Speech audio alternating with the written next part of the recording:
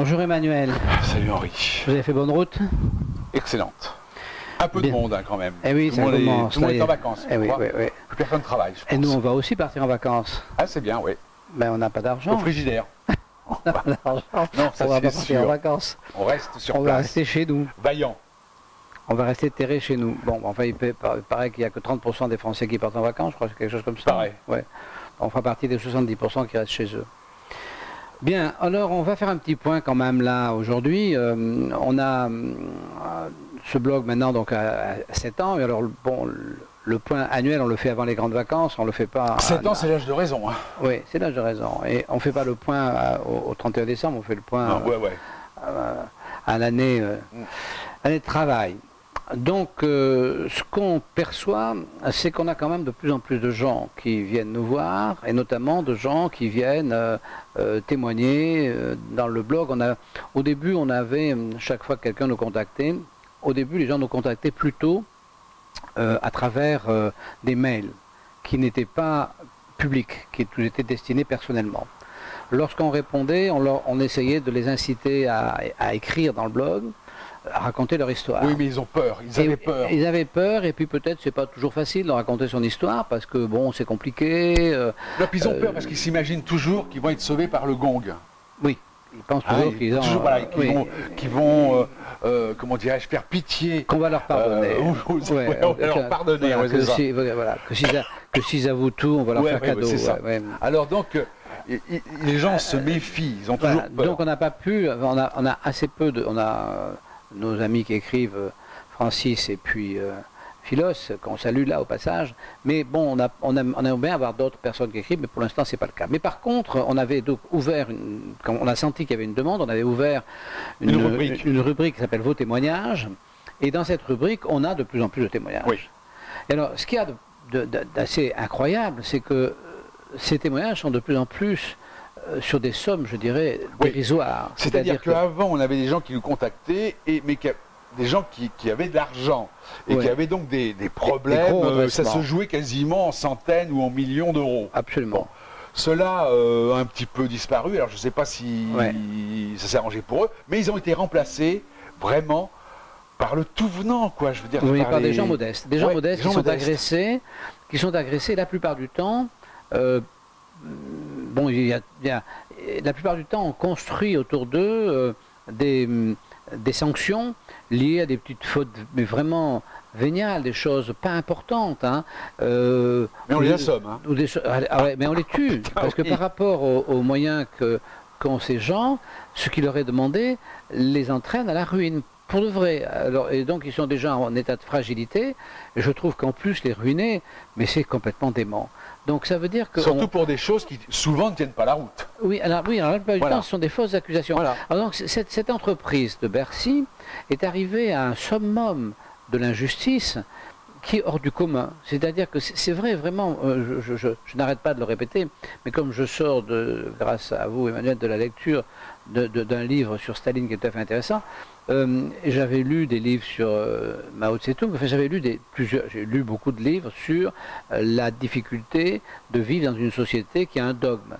Et donc l'injustice qui est créée et la facilité qu'il y a de poursuivre les gens lorsqu'ils sont soi-disant hors du dogme. Alors là, le dogme, si vous voulez, le fisc est devenu un dogme, parce que quand on réfléchit au fisc, c'est quand même, quand on réfléchit, le fisc c'est quoi?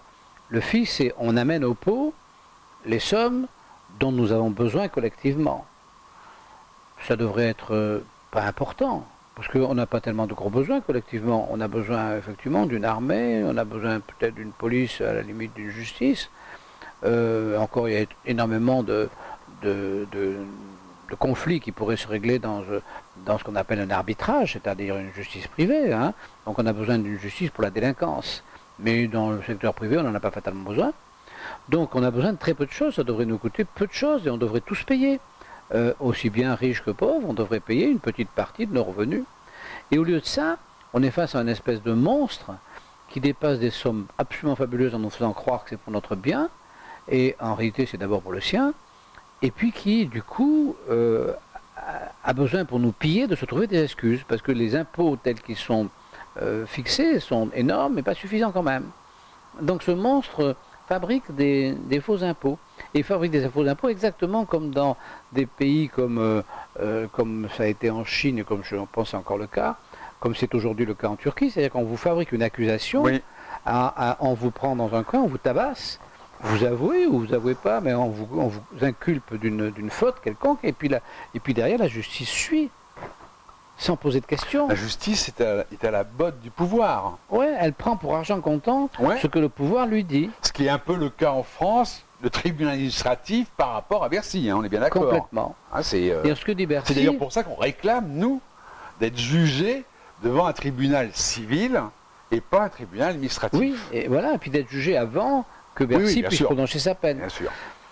Donc cette situation, elle est quand même complètement invraisemblable, et on se sent, nous quand même, on est content de faire ce qu'on fait, mais on se sent très isolé. Et personne ne nous a jamais demandé, chaque fois qu'on a eu de la part d'un journal national une demande visant à aller les voir, c'était pour faire la preuve qu'on est bien des escrocs. Oui. À chaque fois, ça a été ça. Oui, c'est ça. Donc ça veut dire qu'on est complètement isolé, alors qu'il y a des centaines de milliers de gens qui se font massacrer. Ça n'intéresse personne.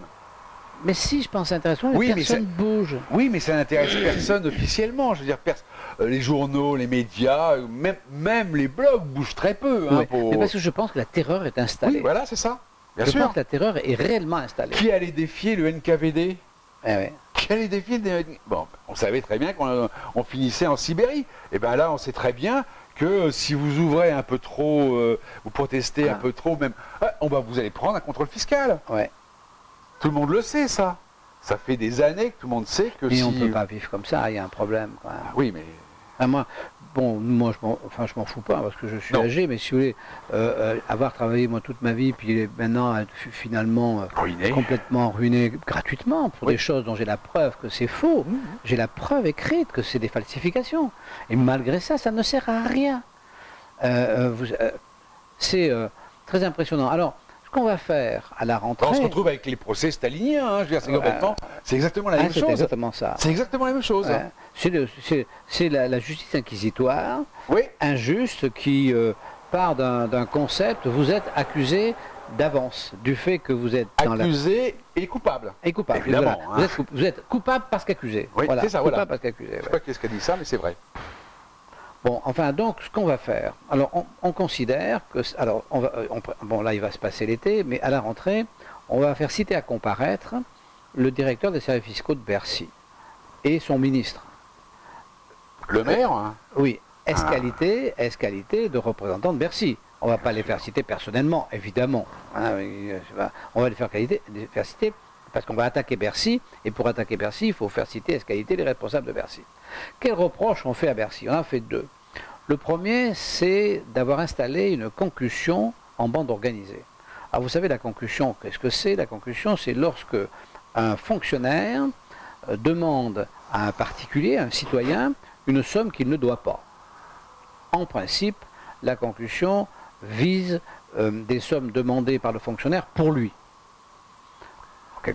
Ça a été mis... Mais aussi, ça compte s'il demande pour son administration, pour l'État. Donc, moi je pense qu'on peut dire aujourd'hui que la concussion... C'est très difficile à prouver. Hein. Eh bien, dans notre cas, ça ne va pas être très difficile à prouver, puisque, en ce qui concerne... Non, je parle contre un agent, un inspecteur des impôts malveillant. Oui, parce qu'ils sont en bande organisée. Donc, si vous voulez, ils se répartissent les tâches. Donc, si vous attaquez qu'un morceau, vous attaquez l'agent. L'agent, il vous dit, moi j'ai fait mon travail. La preuve, le tribunal a dit oui, et ma hiérarchie aussi. Donc la chaîne couvrant l'intéressé, vous ne pouvez pas l'attaquer directement parce qu'il va tout de suite se retrancher en disant, non, moi vous avez été au tribunal, vous avez perdu, donc la preuve c'est que j'ai raison. Et puis vous avez d'abord fait un recours préalable, ma hiérarchie a dit que j'avais raison, donc j'ai raison. Donc si vous voulez, il y a une complicité. Donc c'est vraiment une concussion en bande organisée. Et ça, on le démontrera et on va faire ça. Et puis, on va les poursuivre en même temps pour vol à main armée. Parce que si vous voulez, pourquoi ils peuvent faire ça? Ils peuvent faire ça parce qu'ils ont la police, et qu'ils ont la prison, et qu'ils ont les armes.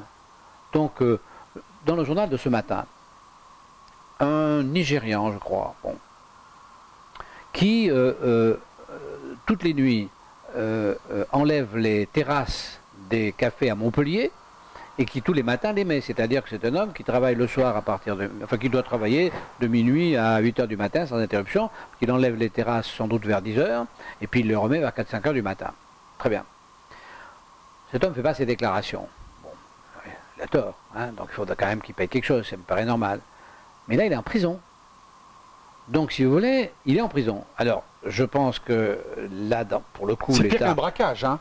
Oui, voilà, non, mais il est en prison. Oui, voilà. oui. C'est-à-dire que pour un... C'est un vol avec violence, quasiment. Voilà, pour un défaut de comptabilité qu'il n'a pas fait, pour lequel il est légitime qu'il soit éventuellement poursuivi, oui. Il va en prison. C'est-à-dire qu'il y a un désordre, il y a un problème entre la faute comptable, qui est une faute qui est effectivement pour laquelle il est normal qu'il ait une sanction, qu'on lui prenne l'argent qu'il a gagné à la banque, c'est normal qu'on intervienne, mais la prison, c'est démesuré. Donc quand on dit que c'est... Et encore dans son cas, il y a une réalité, il n'a vraiment pas fait ses déclarations. Mais il y a des tas de gens, si vous voulez, qui font leurs déclarations et qui se retrouvent, comme comme ça a été notre cas et comme c'est le cas d'une multitude de gens, qui se retrouvent en situation donc d'être attaqués sur des fausses bases. Ils risquent quand même la prison. Ouais. Je pense qu'aujourd'hui, avec la manière dont on se bat, si on n'avait pas ce blog, on serait peut-être en prison, ou on va peut-être y aller. C'est pas complètement impossible. Donc, si vous voulez, c'est exactement la même situation qu'en Turquie, qu'en Chine, c'est-à-dire qu'en Iran, que dans ces endroits où, quand vous n'êtes pas d'accord avec le système, on vous fout en prison. Donc quand l'État vous vole, et quand il vous vole, ce que l'on prouve régulièrement, il fait un acte de concussion, mais ce vol, il le fait à main armée. Voilà. Parce qu'il a derrière les moyens de coercition qui sont, ça s'appelle la main armée. Donc on va faire ça à la rentrée. Voilà. C'est du pain sur la planche, hein. Oui, ça ne va pas être un très gros travail parce qu'on a tout le dossier nécessaire. Ça ne sera sans doute pas un événement médiatique parce que tout le monde s'en fout, mais d'expérience, je sais que on aura le moyen de s'exprimer au tribunal. Et là, on vous le dira parce que je pense que là, ça vaudra la peine de venir quand même. Hein. Là, il faudra quand même venir exprimer ce qu'on pense et ce qu'on veut et le fait que ça ne va pas. On ne sait jamais, on a un nouveau président. Oui, ça n'a pas l'air de... Ouais, enfin bon, il faut attendre. Il ne faut pas jeter le bébé avec l'eau du bain. Non. Voilà. Bon, bah écoutez... Bien. Alors, qu'est-ce que j'ai à vous dire voilà, donc c'était ça dont on voulait vous parler avant l'été. J'ai lu, vous savez, il y a quelques jours, une quinzaine de jours, j'ai eu le plaisir d'interviewer, parce que c'est toujours un vrai plaisir, d'interviewer donc Claude Reichmann, qui est un homme très intelligent et c'est toujours agréable de discuter avec lui, et il m'avait conseillé de lire Les nerfs solides. Alors, moi je fais ce qu'on me dit, hein. Donc j'ai acheté Les nerfs solides. C'est un bouquin qui est sorti quand même il y a 9 ans. Hein. Alors, ce sont des gens qui travaillaient chez Publicis et puis qui ont, dans le cadre de leur enquête professionnelle pour tel ou tel produit, dans l'enquête de publicité, ils ont trouvé à un moment donné qu'il y avait des gens, des réponses un peu étranges, les gens n'étaient pas à l'aise, etc. Et ils ont décidé de lancer une enquête sur les classes moyennes. Les classes moyennes sont les gens, c'est à partir de 2500 € par mois, classe moyenne. Et donc ils ont fait des forums internet fermés d'une 50aine de personnes où les gens s'est échangé entre eux. Et c'est à partir de ces échanges entre les gens qu'ils ont fait cet ouvrage. Alors, cet ouvrage a beau dater, cet ouvrage se passe juste après la crise de 2008. Donc ils arrivent chez des gens qui sont anxieux, parce que la crise de 2008, ils demandent ce qui va se passer. Le temps prouvera qu'il ne s'est pas passé grand-chose, hein, depuis la crise de 2008, il ne s'est rien passé finalement. Mais il n'empêche que l'inquiétude des gens est tout à fait palpable dans ce livre. Et surtout, ce qui est palpable, c'est le désir qu'ils ont de changement. Alors on peut imaginer à quel point ils sont aujourd'hui désespérés, parce qu'à l'époque de ce livre, on est sous Sarkozy. Donc ces gens qui représentent quand même à peu près 6 millions de Français, hein, ces gens ont envie, souhaitent ardemment un changement, quitte même à en payer en partie le prix eux-mêmes. Et en échange de ça, ils ont eu Hollande. On ne peut pas dire que ça a été un changement stupéfiant. Hein. Bon. Non. Donc ça explique un petit peu... Alors ils attendent pour Macron. Voilà, ça explique un petit peu ce qui s'est passé dans l'affaire Macron. Donc je pense que Macron évidemment avait ce livre. Donc il y a une vraie demande de changement. Mais ce qu'on aperçoit aussi dans ce livre, c'est qu'ils demandent tous le changement dans leur sens à eux. Bien sûr. Le changement pour les autres. Le changement pour les autres, oui. Alors là, le livre est un petit peu ambigu, et il est exactement comme la campagne de Macron qui a promis le changement pour les autres, en fait, c'est ça. Et donc on se demande s'il peut le faire, puisque l'ayant promis pour les autres, c'est pas sûr qu'il puisse le faire. Donc ce livre était effectivement assez intéressant. C'est une photographie qui est un petit peu datée, qui est encore à mon avis valable, puisque les gens ont toujours le même problème, puisqu'il ne s'est rien passé entre-temps. Et effectivement, les classes moyennes ne sont pas heureuses, c'est clair. Voilà. Ah oui, alors, juste, je vous conseille, si vous ne l'avez pas déjà fait, de lire le dernier article de Zimmern, oui. Qui a été publié sur notre site dans le Zap du Net. Il est assez intéressant. Ouais. Et vous l'avez lu? Non, je ne l'ai pas lu. Ah bah voilà. Oui, mais le Zap du Net, c'est vrai que... mais c'est très intéressant. Ah oui, je vais le lire. Oui. Mais quand on publie sur le Zap du Net, est-ce que les gens qui sont abonnés, ça leur donne un message comme quoi on a publié? Non, je ne crois pas. Il faudra le demander. Ah oui. Ah oui, c'est ça le problème. Donc il faut avoir vraiment envie d'y aller. Il faut y aller, ouais. Il faut y aller. Ah oui. Et oui, donc c'est un peu embêtant. Oui, il faudra qu'on règle ça, que quand il y a une publication sur le Zap, parce que le Zap du Net c'est assez intéressant, c'est Emmanuel qui s'en occupe. Merci. Et le Zap du Net c'est intéressant parce qu'il lit beaucoup, il a beaucoup de temps, évidemment puisqu'il ne peut plus travailler, hein, donc il a du temps. Et donc quand il... J'ai fini mon livre, hein. Ah. J'ai fini mon livre. Ah ça c'est intéressant. Donc je suis le livre sur la locomotive, je suis à la relecture, ce qui est la tâche la plus ingrate, évidemment. Si c'est ingrat parce que bon. Non, mais c'est sympa parce que quand on relit le livre qu'on a fait, comme il s'est passé des mois, oui. On a l'impression de lire le livre de quelqu'un d'autre. Hein. Je sais pas, ça fait 2 ans que je l'ai commencé. Voilà, donc ce que vous avez écrit il y a 2 ans, c'est loin derrière, et quand vous le relisez comme un lecteur en fait. C'est ça qui est assez. Moi je trouve ça assez intéressant. J'ai commencé d'ailleurs en 2014, puisqu'à un moment donné, je me relis et je vois que je dis. Au jour d'aujourd'hui, en 2014, j'ai dû rechanger en 2017, parce que le fond était le même, hein, bien sûr. Donc voilà, donc il sera fini, il sera prêt. Moi j'ai lu, je vais vous dire un truc qui c'est bien. Alors j'espère qu'on va trouver un éditeur. Il est bien ce livre parce qu'il est, c'est bien. Voilà, c'est bien. C'est vraiment une vie et c'est une vie qui est quand même. Pleine d'énergie. Qui était pleine d'énergie. Ouais, qui était pleine d'énergie avec des engagements lourds. Alors peut-être fait un peu à la hussarde avec peut-être pas assez de réflexion sur les engagements, mais des engagements lourds, profonds. Non, c'est vraiment bien. Et tous les employés étaient heureux. Hein, j'ai été bien payé, personne ne s'est jamais plaint. Mais dans ce livre, il y a un avant. Alors, oui. Ce livre a un intérêt parce qu'il y a un avant la locomotive et puis vous tous qui nous regardez, vous connaissez l'après la locomotive puisque finalement la fin c'est l'après la locomotive c'est maintenant. Donc il y a un avant, il y a un après, au milieu il y a ce tronc fort de la locomotive et en plus je pense que en tout cas tous les Parisiens et de nombreux provinciaux ont été la locomotive. Donc ça a plein d'intérêts. Et l'aventure de la locomotive a été stoppée, quasi pas nette, mais a été stoppée par l'administration fiscale. Oui, dans des conditions qui sont expliquées, qui sont totalement... On est vraiment dans le scandale absolu. Là, on est dans le vol à main armée, et on est vraiment dans la concussion en mode organisé, complètement.